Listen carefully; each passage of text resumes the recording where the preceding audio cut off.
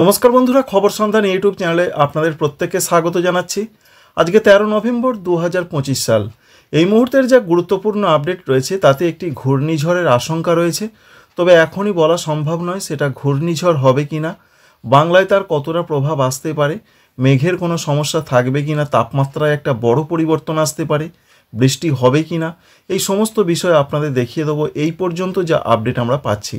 তবে এই মুহূর্তে যেটা ভারতীয় আবহাওয়া দপ্তর বলছেন, একটা ঘূর্ণাবর্ত রয়েছে, সেই ঘূর্ণাবর্তের অবস্থান রয়েছে দক্ষিণ পূর্ব এবং সংলগ্ন দক্ষিণ পশ্চিম বঙ্গোপসাগরে।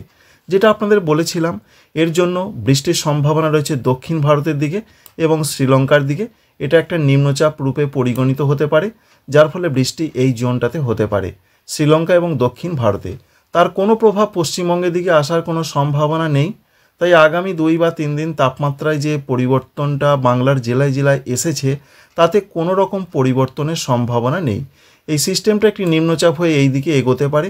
পরবর্তী ক্ষেত্রে আরেকটি ঘূর্ণাবর্ত তৈরি হতে পারে, বিশেষ করে 20 তারিখের আশেপাশে। সেটাই ঘূর্ণিঝড় তৈরির একটা আশঙ্কা রয়েছে। তবে এই যে ঘূর্ণাবর্ত রয়েছে, এটা থেকে কোনো ঘূর্ণিঝড়ের সম্ভাবনা আপাতত থাকছে না।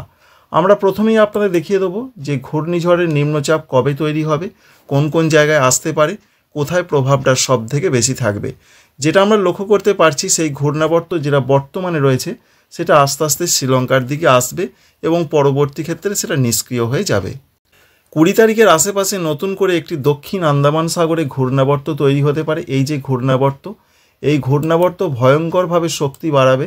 শক্তি বাড়িয়ে একটি প্রথমে নিম্নচাপ, তারপরে গভীর নিম্নচাপ, তা থেকে অতি গভীর নিম্নচাপ এবং তা থেকেই একটি ঘূর্ণিঝড় তৈরি হবে। সেই ঘূর্ণিঝড় তৈরির আশঙ্কা যেটা আমরা জেনেছিলাম এখনও পর্যন্ত 25 নভেম্বর তারিখের আশেপাশে তৈরি হতে পারে। 26 থেকে 27 নভেম্বর তারিখে সেটা শ্রীলঙ্কা এবং দক্ষিণ ভারতে আছড়ে পড়তে পারে। তো চলুন আমরা স্টেপ বাই স্টেপ একটু একটু করে দেখে নেওয়ার চেষ্টা করব যে কিভাবে তার পরিবর্তন আসবে। 21 তারিখের দিকে আমরা লক্ষ্য করতে পারছি সিস্টেমটা ঘূর্ণাবর্ত আকারই রয়েছে, তবে তার মধ্যে যে বিরাট পরিবর্তন তা কিন্তু নয়, তবে সেটা শক্তি বাড়াচ্ছে। 22 তারিখের যে আপডেট আমরা পাচ্ছি, 22 তারিখে তার শক্তি আরও বাড়ছে এবং একটি নিম্নচাপে পরিগণিত হতে পারে, অর্থাৎ ঘূর্ণাবর্ত নিম্নচাপের আকার ধারণ করতে পারে 22 তারিখের দিকে। 23 তারিখের দিকের যা তথ্য আমরা পাচ্ছি, 23 তারিখে নিম্নচাপ আস্তে আস্তে কিন্তু এগোচ্ছে পশ্চিম দিকে এবং সঙ্গে শক্তিও বাড়াচ্ছে।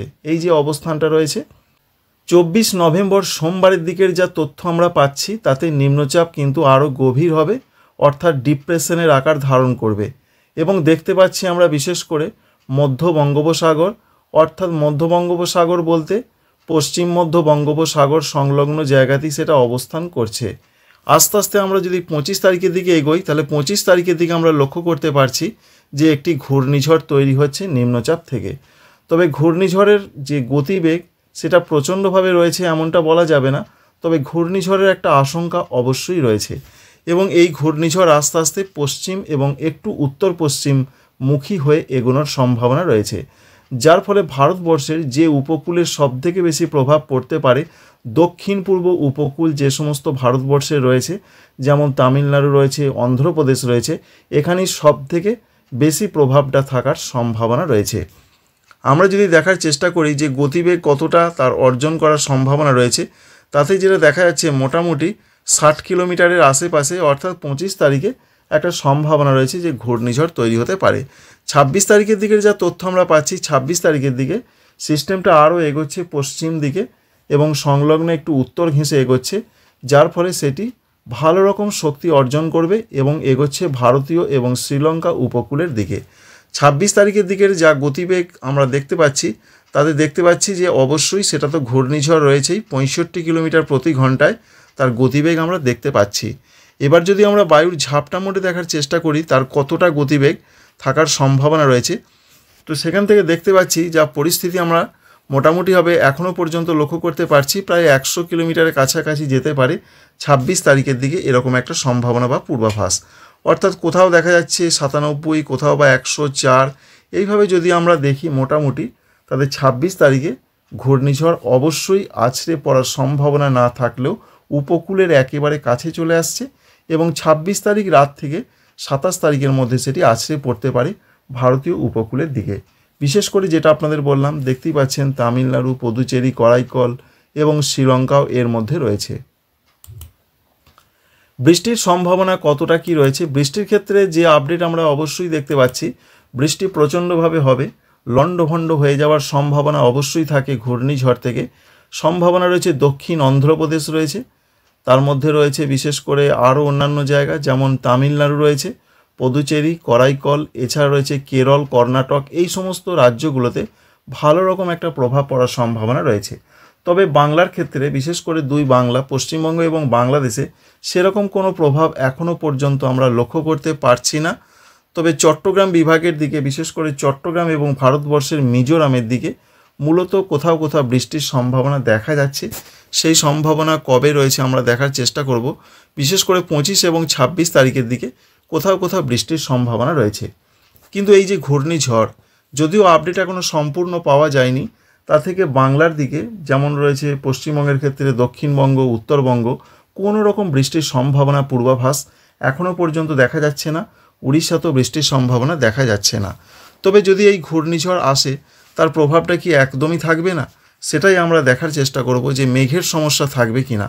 মেঘের একটা অবশ্যই সমস্যা থাকে, অবশ্যই মেঘ এখানে আসার সম্ভাবনা থাকে বাংলার ক্ষেত্রে। তবে দেখতে পাচ্ছি আমরা 23 তারিখ, 24 তারিখ মেঘলা মেঘলা আকাশ থাকতে পারে দক্ষিণবঙ্গের জেলাগুলোতে। উপকূলবর্তী জেলাগুলোতে একটু বেশি থাকবে। উড়িষ্যাতে মেঘলা আকাশ থাকবে, দক্ষিণ বাংলাদেশে থাকবে খুলনা, বরিশাল, চট্টগ্রাম বিভাগে। পশ্চিমবঙ্গের 24 পরগনা, মেদিনীপুর, ঝাড়গ্রাম এদিকে বেশ মেঘলা আকাশ থাকবে এবং এর সঙ্গে 25 এবং 26 তারিখে ভালো রকম মেঘলা আকাশ থাকতে পারে পশ্চিমবঙ্গ জুড়ে এবং ঝাড়খণ্ড, উড়িষ্যা। তবে যে প্রচণ্ড মেঘ সেটা বলবো না, তবে হালকা থেকে মাঝারি একটা মেঘের আস্তরণ থাকার পূর্বাভাস আমরা লক্ষ্য করতে পারছি। এই রয়েছে মোটামুটি এখনও পর্যন্ত ঘূর্ণিঝড়ের এফেক্ট বা প্রভাব। দেখে নেব আগামী কয়েকদিন কোথায় কেমন আবহাওয়ার সমস্যা রয়েছে বা কোথাও কি আবহাওয়াতে বৃষ্টি আসার সম্ভাবনা রয়েছে কিনা পশ্চিমবঙ্গের ক্ষেত্রে, পার্শ্ববর্তী যে সমস্ত জায়গাগুলো রয়েছে সেখানের ক্ষেত্রে।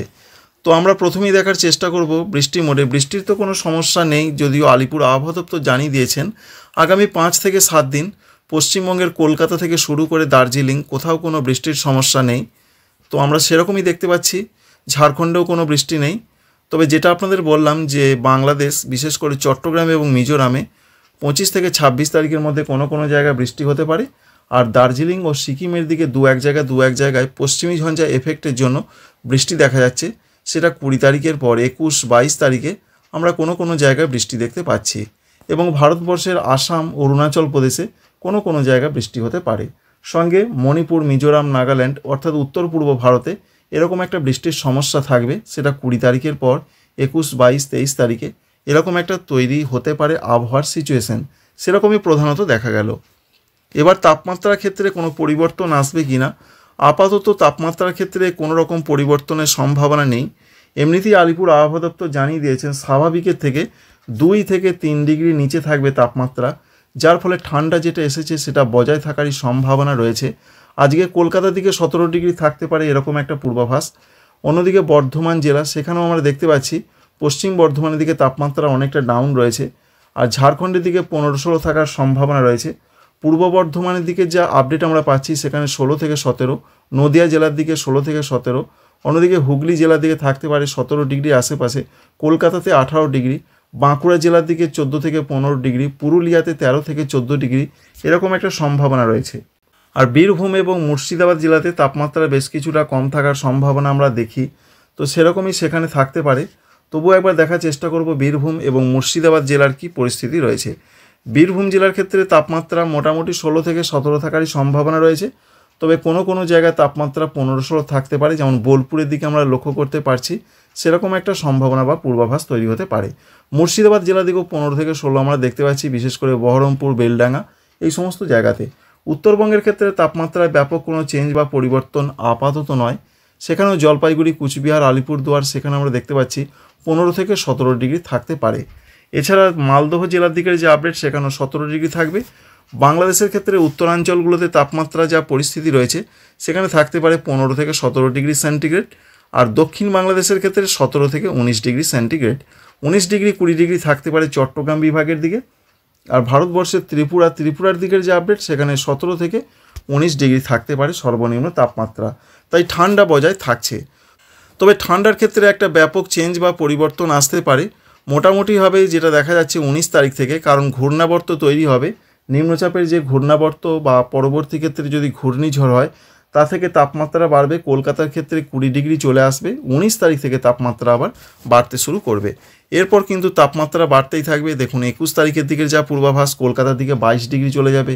পশ্চিম দিকের জেলাগুলোতেও 21 তারিখ থেকে তাপমাত্রা কমবে, পুরুলিয়া, বাঁকুড়া এই সমস্ত জায়গাতে। কারণ একটা ঘূর্ণিঝড়ের আশঙ্কা, তাই ঘূর্ণিঝড় হোক বা গভীর নিম্নচাপ, তার প্রভাবটা মূলত বাংলার ক্ষেত্রে ঠান্ডায় পড়বে, অর্থাৎ তাপমাত্রার ক্ষেত্রে একটা বড় প্রভাব পড়তে পারে।